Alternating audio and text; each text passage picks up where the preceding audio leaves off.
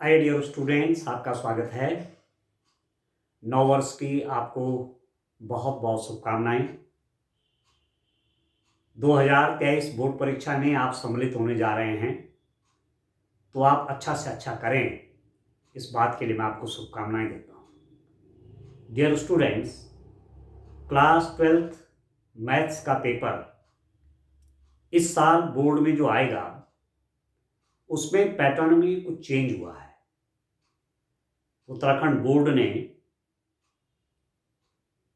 परीक्षा के पैटर्न में, मैथ्स की परीक्षा के पैटर्न में कुछ चेंज किया है।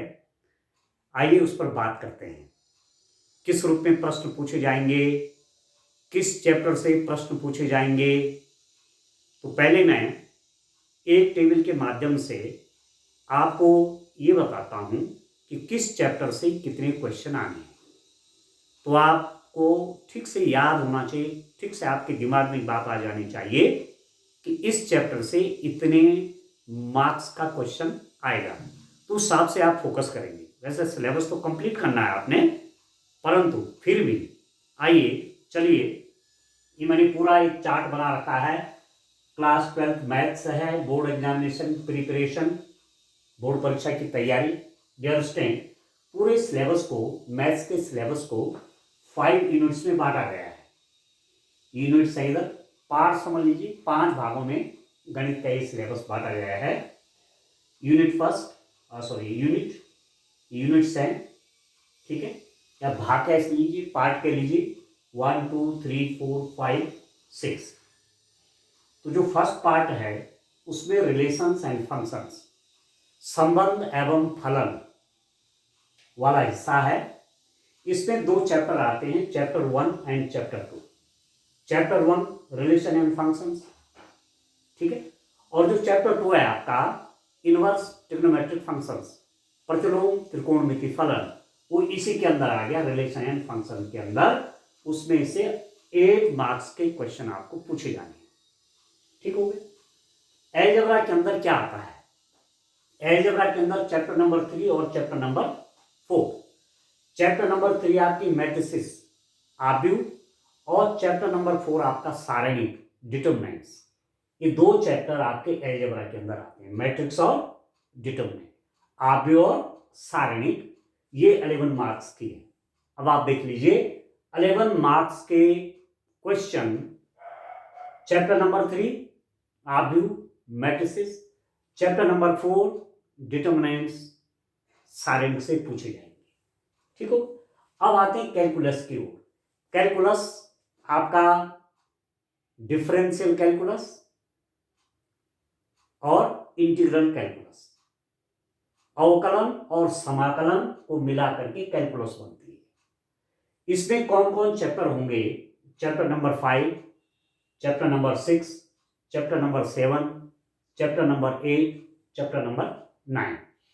चैप्टर नंबर जो 5 है, सातत्य एवं अवकलनीयता,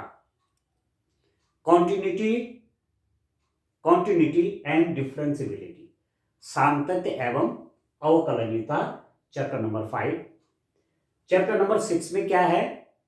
अवकलज के अनुप्रयोग, applications of derivatives, chapter number 6। Chapter number 7 है समाकलन, इंटीग्रेशन।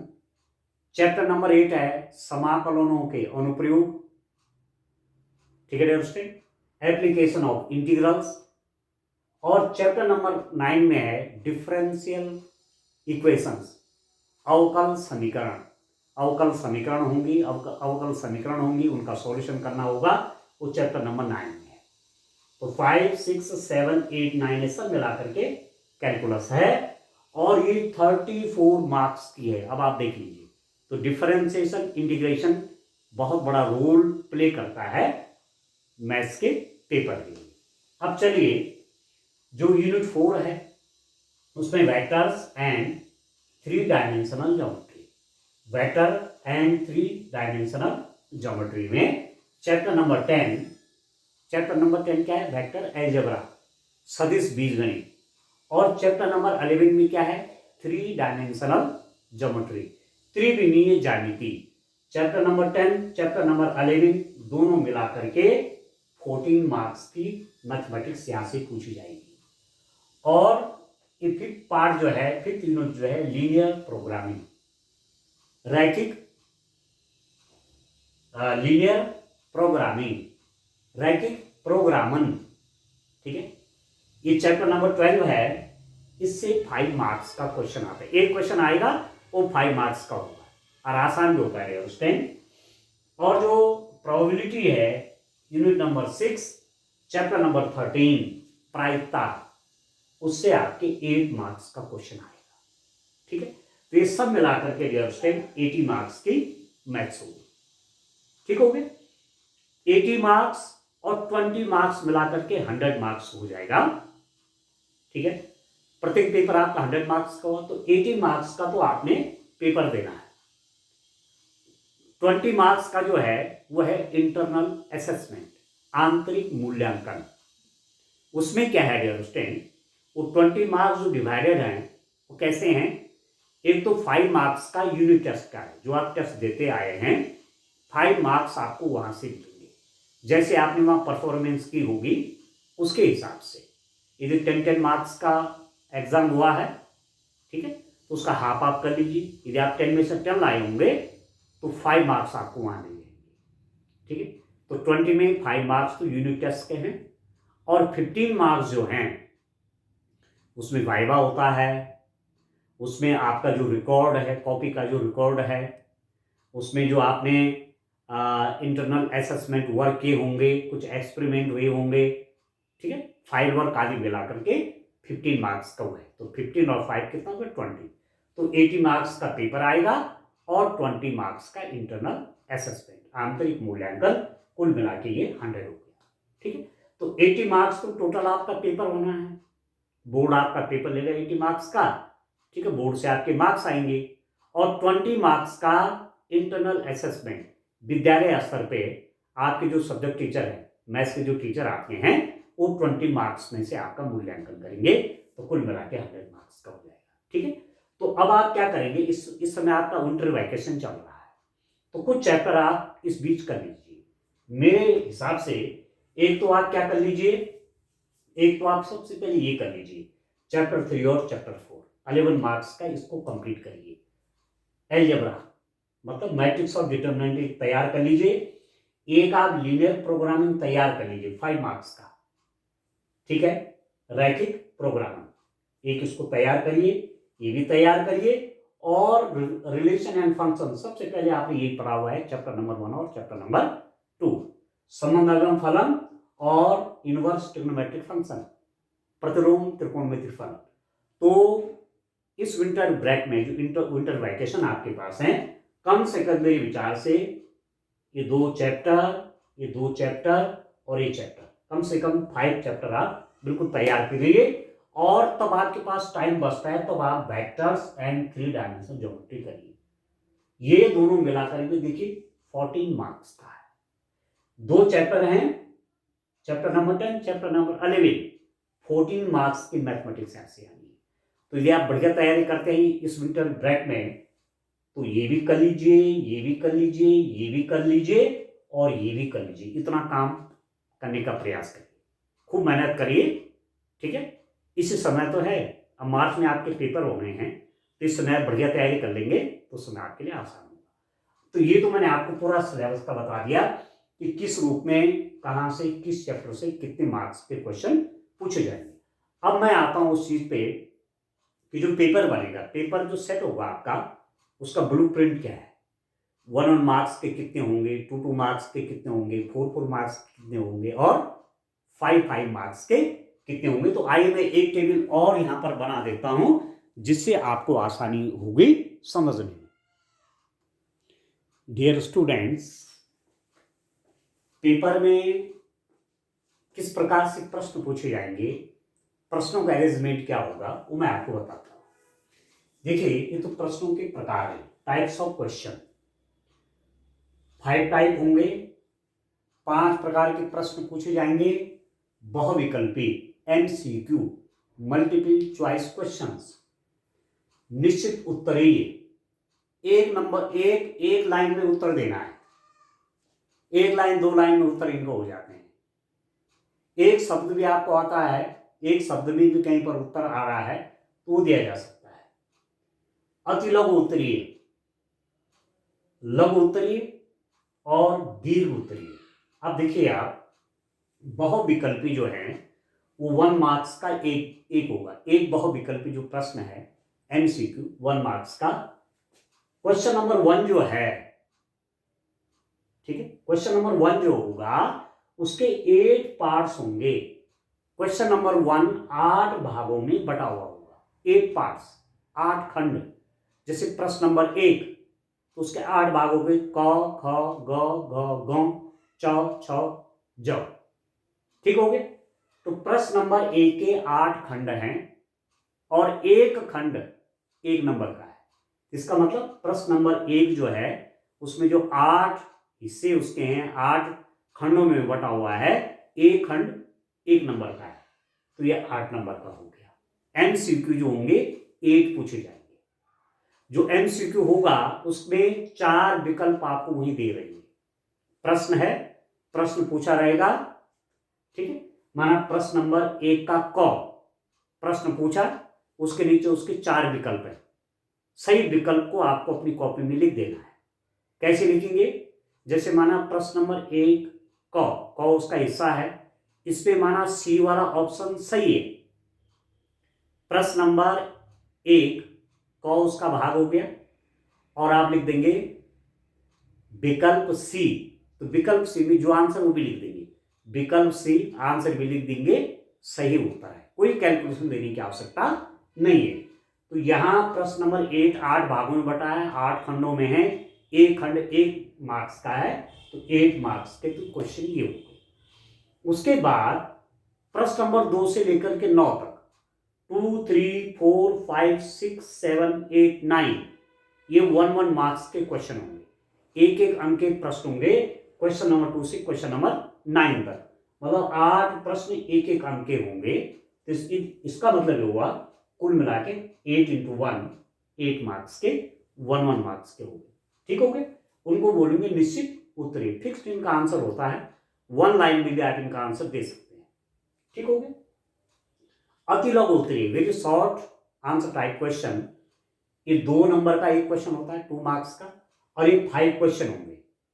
5 क्वेश्चन 2 मार्क्स के होंगे, मतलब क्वेश्चन नंबर 10 11 12 13 14, ठीक है। क्वेश्चन नंबर 10 11 12 13 14 तक 2 नंबर के क्वेश्चन है, 5 क्वेश्चन हैं, 5 2 जा 10, ठीक है। उसके बाद लघु उत्तरीय शॉर्ट आंसर टाइप क्वेश्चन, ये 4 मार्क्स का एक होगा और 6 क्वेश्चन होंगे, तो 6 4 जा 24, 24 नंबर के 24 नंबर 6 प्रश्न होंगे, एक प्रश्न आपका 4 नंबर का होगा, ठीक हो गया, ठीक है। तो प्रश्न नंबर 1 के 8 भाग हैं, प्रश्न नंबर 2 से 9 तक 1 मार्क्स के हैं, 10 11 12 13 14, ठीक है। 10 to 14 2 मार्क्स के हैं, ठीक है डियर स्टूडेंट। और उसके बाद 6 और गिन लीजिए, 14 और 6 20, ठीक है। 15 16 17 18 19 20 ये 6 प्रश्न जो है 4 मार्क्स के हैं, और 21 से लेकर के 26 तक 6 क्वेश्चन 5 नंबर के हैं, दीर्घ उत्तरीय प्रश्न, इनके आंसर थोड़ा लॉन्ग होते हैं, ठीक हो गया। एक क्वेश्चन 5 मार्क्स का होगा, जैसे मैं आपसे कह रहा था कि लीनियर प्रोग्रामिंग, रैखिक प्रोग्रामिंग जो समस्या एक सॉल्व करने के लिए आती है, वहां से भी 5 मार्क्स का एक क्वेश्चन बनता है। तो ऐसे 5 मार्क्स के 6 क्वेश्चन होंगे, ठीक है। 6 5 जा 30, मतलब 21 22 23 24 25 और 26, ये टोटल पेपर में क्वेश्चन होंगे 26, और वो कितने होंगे 80 मार्क्स का, ठीक है डियर स्टूडेंट। इस रूप में आपका 80 मार्क्स का पेपर बनेगा। क्वेश्चन नंबर 1 के 8 पार्ट्स हैं, एक पार्ट 1 मार्क्स का है, 1 मार्क का है, तो ये हो गया 8 मार्क्स यहाँ आ गए आपके, ठीक है। क्वेश्चन नंबर 2 से लेकर के 9 तक 1 1 1 एक एक नंबर के हैं, तो 8 प्रश्न होंगे, 8 एकम 8 हो गया, ठीक है। प्रश्न नंबर 10 से 14 तक 5 क्वेश्चन हो गए, एक क्वेश्चन 2 मार्क्स का, तो 5 टू 10, ठीक है। 15 से लेकर के 20 तक, ठीक है। 14 होगा तो 15, 16, 17, 18, 19, 20, ठीक है। 20 तक 4 मार्क्स के क्वेश्चन, 15, 16, 17, 18, 19, 20, ठीक है ना। 4 मार्क्स के क्वेश्चन, 24 मार्क्स हो गया। और 21 से लेकर के 21, 22, 23, 24, 25, 26, एक क्वेश्चन 5 मार्क्स का, तो 30 हो गए, ठीक है। तो इस रूप में डियर स्टूडेंट 26 कुल क्वेश्चन होंगे और 80 मार्क्स के होंगे।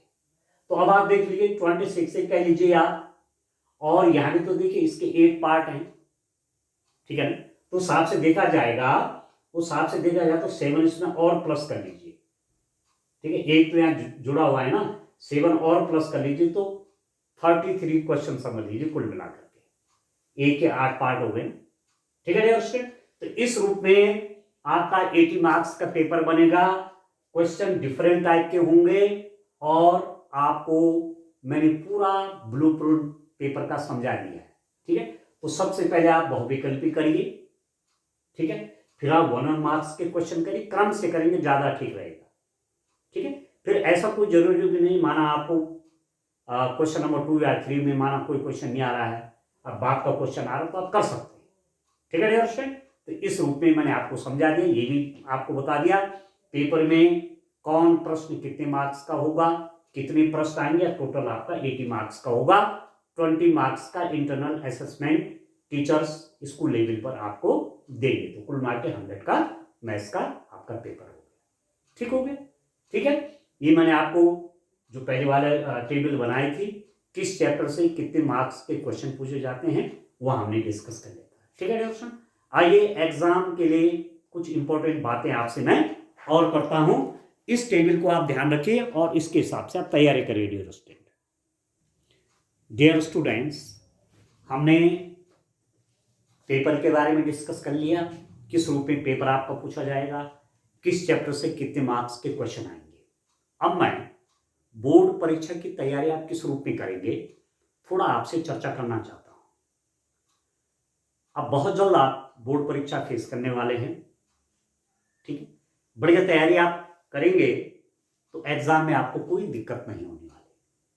ये जो 2 महीने आपके पास है, लगभग 2 महीने का समय है, यदि आप बढ़िया ढंग से उसका यूज कर लेते हैं तो एग्जाम में कहीं कोई दिक्कत आपको नहीं होने वाली, ठीक है डियर स्टूडेंट, ठीक है ना। तो आजकल जितनी ज्यादा मेहनत करेंगे एग्जाम में आपको उतना आसान होगा। बार बार रिपीटिशन करना है, रिपीटिशन, ठीक है। बार बार पुनरावृत्ति करनी है।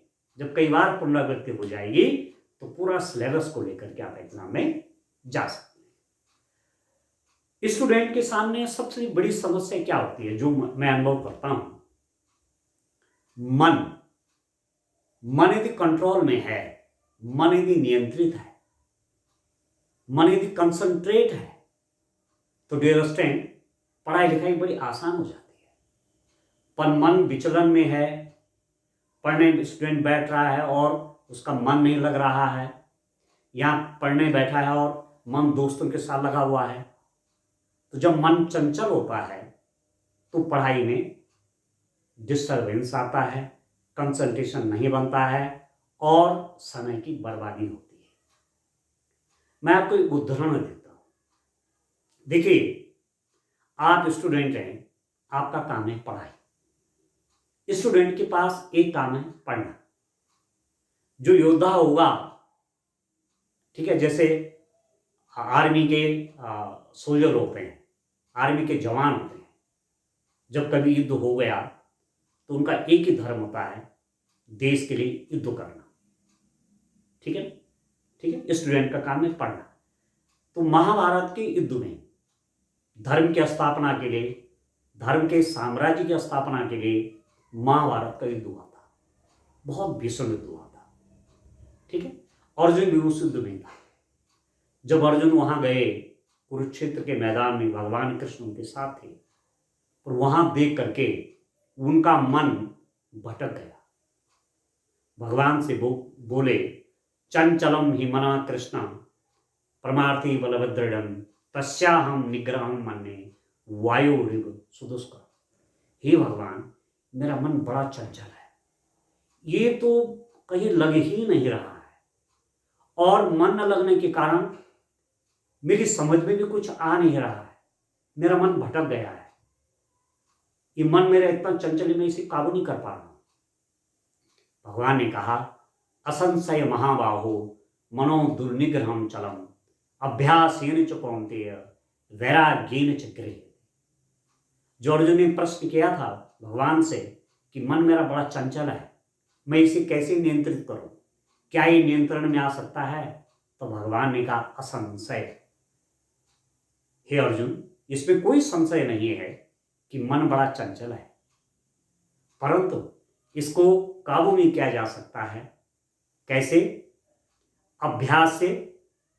अभ्यास अभ्यास से अभ्यास और योग के द्वारा, अभ्यास और एक योग के द्वारा मन को नियंत्रित किया जा सकता है।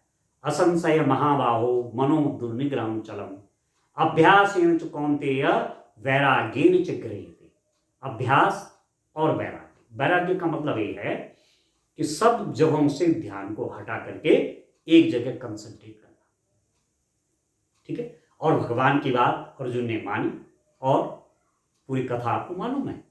तो ऐसी आपको अपना मन भी कंसंट्रेट करना है। डियर स्टूडेंट, जो ये अभ्यास और वैराग्य की बात आई है ना, अभ्यास मतलब बार बार प्रैक्टिस, ठीक है, और दूसरी बात क्या बोली? वैराग्य ना। वैराग्य ज्ञान का मतलब हुआ कि आप पढ़ने के लिए एकांत में रहिए, तब आप डिस्टर्ब नहीं होंगे। ठीक है? ठीक है डियर स्टूडेंट, एकांत प्रतिभा की पाठशाला है। एकांत प्रतिभा की पाठशाला है। यदि आप एकांत रहना जानते हैं अपनी पढ़ाई के समय में, तो आप बहुत कुछ गेन करेंगे। ठीक है? तो एक चीज आपको ध्यान रखनी है कि भगवान की कही हुई बात आपको माननी है। अर्जुन ने भी मानी थी और अर्जुन महाविजेता हो गया। ठीक है? इस बात को आपको जानना है कि उद्यम स्वर्ग है और आलस्य नरक है। जब हतो वा प्राप्यसे स्वर्ग जित्वा वा भोक्ष्यसे महीम। भगवान ने क्या बोला अर्जुन को? ठीक है? यदि आप इस धर्म युद्ध में मारे गए तो आपको स्वर्ग की प्राप्ति होगी, और जीत गए तो ये पृथ्वी का राज भोगोगे। तो इसका मतलब कि मेहनत में कहीं नुकसान तो है ही नहीं है। व्यक्ति यदि मेहनत करता है तो उसको नुकसान कहीं नहीं है। इसलिए आपको ध्यान रखना है। मैं आपसे कह रहा हूं, उद्यम स्वर्ग है और आलस्य क्या है? नरक है। मेहनत के बदौलत आप सब कुछ पा सकते हैं। जीवन में प्रत्येक उपलब्धि के पीछे कठिन परिश्रम है।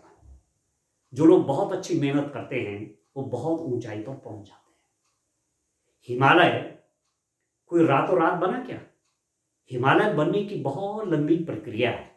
वो आपने ज्योग्राफी में, सोशल साइंस में पढ़ा हुआ है। और माउंट एवरेस्ट पर जिसने विजय प्राप्त की, जो वहां चढ़ा, कोई सेकंडों में चढ़े क्या? कितनी मेहनत की होगी, कितना समय लगा होगा। ठीक है बच्चों? Perseverance bring profit, idleness bring poverty. परिश्रमी व्यक्ति, उसके जीवन में लाभ ही लाभ है। Perseverance bring profit, idleness brings poverty. आलस्य गरीबी लाता है। जिस व्यक्ति के घर में सब कुछ है, इसका मतलब अपनी मेहनत से कमाया हुआ है, इसका मतलब बहुत मेहनती व्यक्ति रहा होगा। H.W. लॉन्गफेलो एक विचारक हुए हैं, उन्होंने लिखा है, the height attend bye great man reach and kept were not attained by sudden flights, but while their companions slept, they were toiling upward in the night.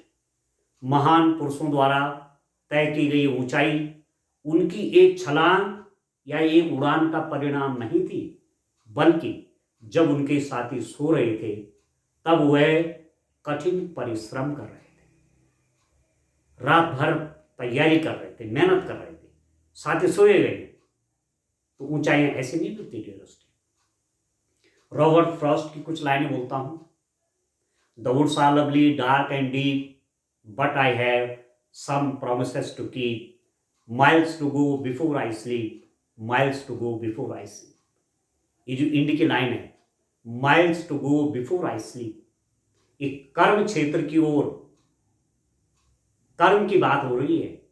Miles to go before I sleep, मुझे कई मील जाना है सोने से पहले। एक लक्ष्य तय हो रखा है अपनी मंजिल पाने के लिए।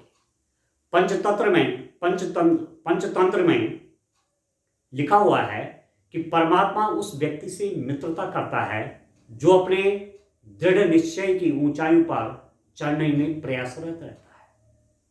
पंचतंत्र क्या लिखा हुआ है? परमात्मा उस व्यक्ति से दोस्ती कर लेता है जो अपने दृढ़ निश्चय की ऊंचाइयों पर चढ़ने में प्रयासरत रहता है। यदि आप मेहनत करेंगे, यदि आप मेहनत करेंगे तो ईश्वर आपकी मदद के लिए आएंगे। Reach out as high as you can, God will come the rest of the way. आप मेहनत करिए, खूब मेहनत करिए। जहां जहां मेहनत करने के बावजूद आप नहीं पहुंच पाएंगे, वहां ईश्वर आपका हाथ खींच लेंगे, आपको वहां तक पहुंचा देंगे। परंतु आपका प्रयास बड़ी ईमानदारी के साथ होना चाहिए। जोसेफ बिलिंग्स एक विचारक है, उन्होंने अपने बेटे को समझाते हुए कहा कि बेटे, ये जो डाक टिकट होता है, डाक टिकट क्या होता है? चिट्ठी पे लगता है, सामान पे लगता है, और वो सामान उस डाक टिकट के कारण गंतव्य स्थान तक पहुंच जाता है। तो जोसेफ बिलिंग्स ने अपने पुत्र से कहा कि बेटा, इस डाक टिकट को देखो, ये तब तक उस वस्तु के साथ लगा रहता है, चिपका रहता है, जब तक कि उसको गंतव्य तक न पहुंचा दे। कहने का मतलब कि मेहनत करिए, खूब मेहनत करिए। यही तो समय है जब आप मेहनत करेंगे, और जब मेहनत करके आप कुछ बन जाएंगे, तो जब पीछे का समय आप देखेंगे, इस कठिन परिश्रम के समय को देखेंगे, तो आपको बड़ा आनंद आएगा कि मैंने उस समय जब मैं बोर्ड का एग्जाम दे रहा था, तो बोर्ड के एग्जाम से पहले मैंने कितनी तैयारी की थी, कितना कितना देर तक जग करके मैंने पढ़ाई की थी। ठीक है डियर दोस्तों। तो कर्म, भगवान ने भी गीता में व्यक्ति को कर्म बंधन से ही बांध रखा है। निष्काम कर्म, स्टूडेंट का काम है पढ़ाई करो, खूब पढ़ाई करेंगे, समझ करके करेंगे, तो सब कुछ आपके लिए अच्छा होगा। कंपटीशन में भी निकलेंगे आगे। अभी तो एग्जाम पास करने की बात हो रही है, आगे कंपटीशन में भी आप निकलेंगे। आज आप जानते हैं प्रतियोगी परीक्षा का समय है। जो स्टूडेंट सफल होते हैं, बहुत मेहनत करते हैं, उनके साथ आपको दौड़ लगानी है, तो कैसे विजय मिलेगी? आपकी तैयारी इतनी अच्छी होनी चाहिए कि बाकी पीछे छूट जाएंगे और आप आगे बढ़ जाएंगे। ठीक है। न मे पार्थस्य कर्तव्यम त्रिषु लोकेषु किंचनम नानवापमवाप्तव्यम वर्त एव च कर्मणि। भगवान ने अर्जुन से कहा, न मे पार्थस्य कर्तव्यम त्रिषु लोकेषु किंचनम नानवापमवाप्तव्यम वर्त एव च कर्मणि। हे पार्थ, मुझे इस संसार में कुछ भी ऐसी चीज मेरे पास नहीं है जो मुझे कुछ प्राप्त करना हो। सब कुछ है, पर तब भी मैं कर्म करता हूं। मैं आपके साथ ही इस युद्ध भूमि में आया हूं, मैं तब भी कर्म कर रहा हूं, जबकि मेरे पास सब कुछ है, हर प्रकार की सिद्धि उपलब्ध मेरे पास है, पर मैं कर्म कर रहा हूं। संसार के लोगों को भगवान ने कर्म का उपदेश दिया है कि मेहनत करिए। जो मेहनत करेगा उसको सब कुछ मिलेगा। भगवान राम रावण के पीछे पीछे कहाँ गए? श्रीलंका। समुद्र में पुल बांधा, मेहनत की पराकाष्ठा है बच्चों की, फिर सब कुछ सफल हो जाएगा। तो भगवान ने हमारे सामने भी तमाम उदाहरण रखे। तो मैं आज बोर्ड परीक्षा की तैयारी भी आपको कराऊंगा, आगे क्वेश्चंस भी आपको बताऊंगा कि बोर्ड परीक्षा में कैसे कैसे आप प्रश्नों को सॉल्व करेंगे। पर उससे पहले एक मोटिवेशनल प्रोग्राम मैं आपके सामने रख रहा हूं। मुझे पूरा विश्वास है कि आप मोटिवेट होंगे और अपनी पढ़ाई पर तन मन धन से लग जाएंगे। Thank you so much.